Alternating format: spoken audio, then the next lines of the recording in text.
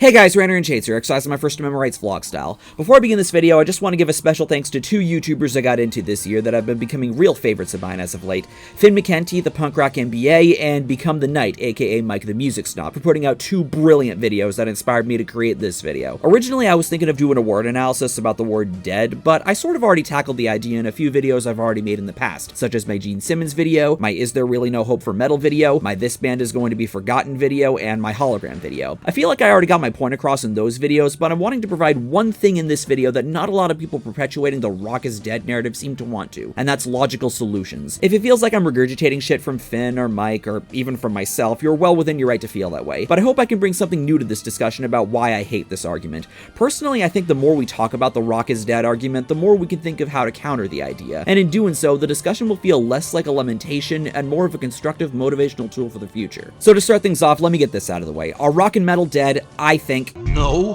The video of mine is never complete without playing that clip. And the explanation I usually give as to why I don't think they're dead is that there's still an audience for this music, and people are still performing and producing it. Bands are still able to make a living through things like touring, merch sales, streams, and of course physical sales. So on that basis alone, I don't like this idea that the genre is somehow dead. It might not be regularly topping the charts as much as it used to at the moment, but the fact that the audience exists, to me, makes the genre just as alive as it ever was. Same as it ever was. I remember there was one time when M. Shadows of Avenged Sevenfold said he felt the band had potential to fill the void that Metallica will one day leave. And a bunch of people, not even just metal elitists, lost their shit. Even though I felt he was being taken out of context, I remember these people were like, "Who the fuck does he think he is, talking about replacing legends like Metallica?" This is going to be a theme throughout this video, and I don't think I really need to explain this, but a big reason why I hate the rock is dead narrative is because most of the people that perpetuate it aren't looking around at bands that are growing in popularity that I would argue have the potential to fill that void left by bands like Metallica and others. I'll mention a few examples, because I can, of active bands from this past decade that I think have potential to become arena bands. In traditional heavy metal, there's Without Warning, Cobra and the Lotus, Striker, Beast in Black, Battle Beast, White Wizard, and Nick Johnston. In thrash metal, there's Railgun, Battlecross, Butcher Babies, and one of my favorites in the genre, Havoc. In metalcore, there's The Floor's Embrace, 30 Nights of Violence, For the Likes of You,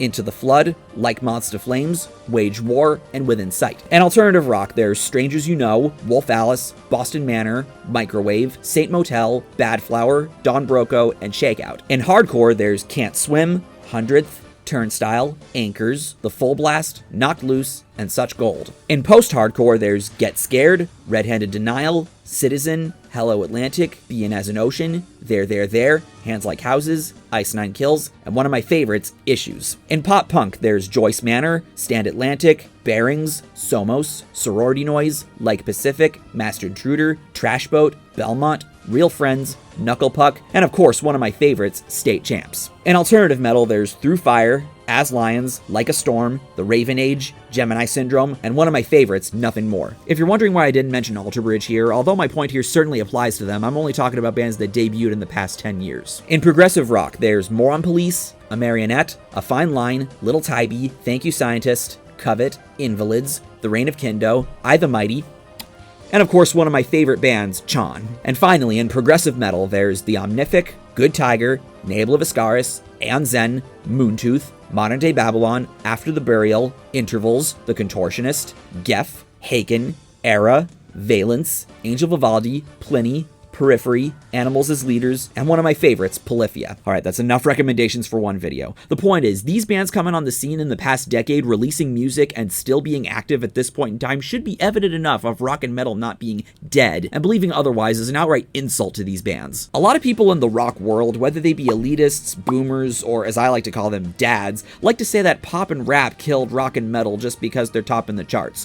One thing the Punk Rock MBA likes to say in a lot of his videos is that the rappers of today are the new rock stars because they're taking on more of a rock star image than a lot of rock musicians are. I see where he's coming from, and to an extent I agree with him in the sense that not a lot of rockers, outside a few exceptions, are bringing a unique personality to the table, but at the same time I feel like when people look at the SoundCloud trap rap guys, there are elements that come off as off-putting to musicians that are trying to be taken seriously for their music. I think rock and metal artists should try to emulate that aspect of the scene in a way that doesn't sound forced or too attention-whory to the point where they're making themselves into laughingstocks. I'm reminded now of a video Muse Productions used to have on his channel in 2009 called Where's the Sex and Drugs in Rock and Roll? In the video, he essentially argues that the decline in personality and the quality of rock music might have something to do with the fact that rock bands are reluctant to be bad guys and have some kind of edge to them and are playing it safe because they don't want any bad press. He talked about Van Halen and how much groupies they got in their heyday, and Pink Floyd and how much drugs they did in their heyday when they wrote their music. Although I disagree that rock music sucked at the time, and I disagree that it sucks now, I do think the rock scene needs more personality, so we aren't just talking about Corey Taylor and his opinions all the time, or the latest in Wes Scantlin's downward spiral. Now, a big thing that was talked about in both Finn and Mike's videos was this idea people have that metal and rock are making a comeback, because they clearly left, because both Slipknot and Tool's newest albums hit #1 on the Billboard chart, the latter of which dethroned Taylor Swift's new album and got some Swifties bewildered and confused about why this band they've never heard of took her spot. Which, to be fair, Tool didn't have their music on streaming services for the longest time, so it doesn't shock me that younger people who don't look elsewhere for music might not have a clue who they are. Don't get me wrong, I love both bands and I loved both of their new albums. I'm happy their audiences were dedicated enough to get their respective albums to top the chart because they deserve it. I don't care if you look at this as selling out, this is a big deal for a metal band. But don't you think it's kind of a hollow victory? What I mean is that Slipknot and Tool are both bands from the 90s and established themselves as legends in the metal world. As happy as I am that both their albums went to #1, and as much as I'm by no means against respecting classic artists and praising their new material if it's good, I don't think this is as big a deal as it would be if it were a new band in the scene that is neither a supergroup nor a new project of an established figure. I'm talking a brand new band releasing their first or even their second album and hitting #1. To me, that's an even bigger deal than an established act hitting #1 that not only have a giant legion of dedicated fans, but have also been around cultivating that fan base for decades. I touched on this a little in my Selling Out video, but this is something I think needs to be championed. A rock or metal band taking the world by storm and reaching this level of acclaim should not be seen as selling out, and people viewing it that way is something I think contributes to the idea of rock being dead. Mind you, again, I don't think that alone is enough to justify the claim, but it does mean that the genre is being held back from reaching its full potential, maybe not musically, but in terms of mainstream performance in the current era. This is a big thing that the Punk Rock MBA was saying in his video, that things remaining status quo is not good for the well-being of rock or metal. I also talked about this in my hologram video. The more stuck in the past we are as rock fans, the less the genre really grows and the less attention is going to newer bands. We should be building these newer bands up for when the time comes that the bands we view as legendary right now either break up, retire, or even die. Don't get me wrong, there's hardly anyone as nostalgic as me, believe me. There's absolutely nothing wrong with having bands you turn to for nostalgic indulgences, but I would think it would get boring listening to and talking about the same music forever. Eventually, we have to move forward. Life isn't about going back, it's about going forward. No matter which genre or subgenre of rock or metal you're looking at, there are bands that are trying to help, and I mentioned a bunch earlier in this video, as well as throughout my channel. As much as it might be a rough idea to swallow about a band becoming the next Guns N' Roses, or the next Green Day, or the next Dream Theater, those bands aren't going to be around forever, and with bands like those gone, who's going to carry the torch? I want the next generation to have rock and metal acts as great as the ones we had growing up, and as great as the ones our parents had when they were our age. So give these bands a chance to rise in popularity. Do what you can to help them hit #1 and receive the same accolades that Slipknot and Tool received not just this past month, but throughout their whole career. After all, there was a time when they themselves were brand new bands on the scene. If we could give them a chance back when they were starting out, we can do the same with bands now. It certainly sounds more productive than complaining and not doing anything about it. I made a reference to this in my SpongeBob Super Bowl video about Adam Levine of Maroon 5 lamenting about the state of rock music. While I might understand where he's coming from, it ultimately means nothing when you factor in that he's doing nothing to help. Maroon 5 haven't made a rock album in over a decade. They could, but are choosing not to. I get that ultimately they're the ones who choose what to do with their music, but if you want to save rock from dying, make some fucking rock music. Billy Joe Armstrong might have sounded really cringy when talking about how Rock lost its balls. and their new single might have sucked, at least by Green Day standards, which might have not helped with that cringe, but they're at least taking some sort of action. To me, simply making the music is enough, even if it might suck. If it sucks, chalk it up as a learning experience and a cautionary tale for other bands going forward. Here's another thing I view as a logical solution. One thing I talked about in my Music and the Internet Have Things Changed video was how one way newer bands get exposure is through plugs, appearances in media, or from going on tour with an established act. An established figure in the scene complaining about its state would certainly come across as more genuine if they were the kind of person to actually take this kind of action. Hell, with a lot of the bands I mentioned earlier, that's how it happened with them. Hell, even Post Malone, someone who isn't even part of the metal scene, is actually doing his part to expose his younger fans to metal by doing things like making a song with Ozzy Osbourne and hanging out with Jared Dine. minds. We all know Gene Simmons is closed-minded to the newer rock scene because they don't fit in his little golden age, but even in the past, I can't really think of much he did for up-and-coming bands aside from giving some praise to X-Japan, along with producing 1 or 2 albums in the 80s for the likes of Black and Blue, Keel, Easy-O, House of Lords, and Wendy O. Williams, which, fun fact, he also played bass on under the name Reginald Van Helsing. Oh, Reginald! I disagree! You know, for someone so adamant about this idea that rock is dead, you'd think that you'd want to, I don't know, do something about it. So many people that complain about how rock is dead are just lazy. They just sit there and whine, but they don't do anything about it. I'm aware that Adam Levine and Gene Simmons are by no means the only people that are guilty of this, but this is another problem I have with people making this statement. They don't have any action plans or even solutions, and that's what I'm trying to do with this video. Come up with things that I see as solutions to help keep this music prevalent in the mainstream that will have a lasting effect for the future. And me being someone who wants to be a musician, not only do I want streaming services to better benefit artists like I talked about in my response to Glenn Fricker when I brought up the Music Modernization Act, but I want the scene to be in a better, less stagnant place. And to get the scene to such a place, bands shouldn't be afraid of going mainstream, audiences shouldn't be afraid of bands going mainstream, and both artists and fans alike shouldn't cling so much to the past. Doing otherwise sends a message that you want the scene to suffer. I've mentioned on my channel before that I don't like Nirvana's music, but something else I'd love to see is a band essentially do what they did. As much as the glam metal fan in me might detest this, never mind change the direction of not just rock music, but mainstream music at large. This was something rock needed at the time, and this is why, although I'm not a fan of their music, I respect them. For one, Jesus was a part of the band, but for two, Nirvana brought with them a whole scene of bands they were friends with, like Pearl Jam and Soundgarden, or that Kurt Cobain spoke highly of, like the Melvins. A bunch of bands from this underground community in Seattle were becoming successful now, and many of the rock and metal bands that would come around later were bands that cited Nirvana as inspirations, including but not limited to Cage the Elephant, Silverchair, Weezer, Seether, and even my second favorite band after Alter Bridge, Bayside. For years I've been wanting to see another band make this kind of impact on the musical environment. It's kind of the same reason I have the Make Pop Music Great Again slogan in my Best and Worst Songs videos.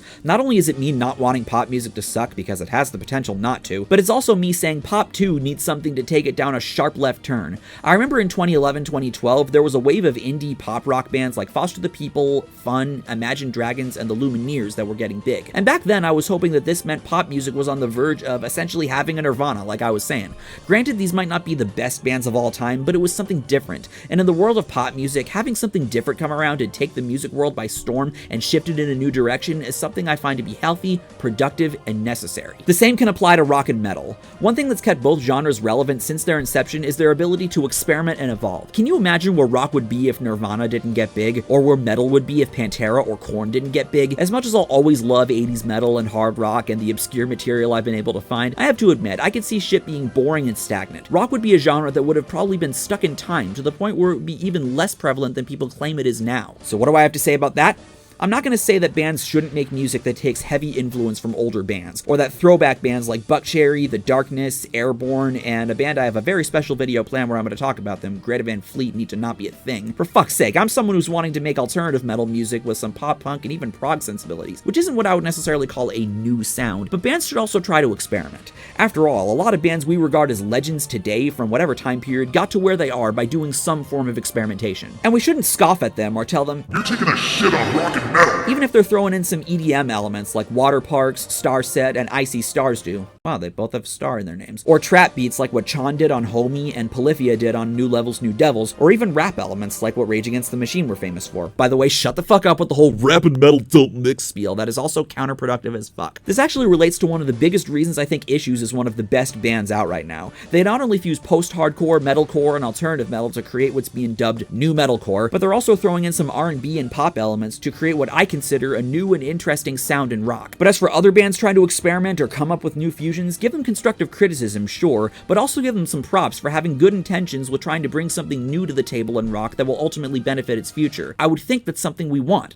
Unless you really do want rock to become increasingly irrelevant. As for older bands and their new material, I do think they could stand to experiment a little too, but obviously not to a point where there's no trace whatsoever of the sound we associate with them. As we've seen with many bands before attempting to go that route of completely alienating their sound, those albums aren't exactly looked back on fondly, and they'll probably become a good candidate for Rock's Regretting the Past series or Todd in the Shadow's Train Records series. And like I also talked about in the Selling Out video, you also don't want to be like AC/DC in the sense that you're basically doing the same thing forever, so you want to try to find a middle ground between those two two options. This meme could not be more accurate. But getting back to newer bands, if they aren't really doing anything new with their sound, still give them support. You know how politicians and whatnot always like saying children are our future? These bands are rock's future. More than anything, I want these bands, including any that I might be a part of one day, to be successful. I want rock and metal to thrive in the next generation, both on the charts and in terms of being able to make a living in the current industry. And with all of this happening, you know what's gonna happen?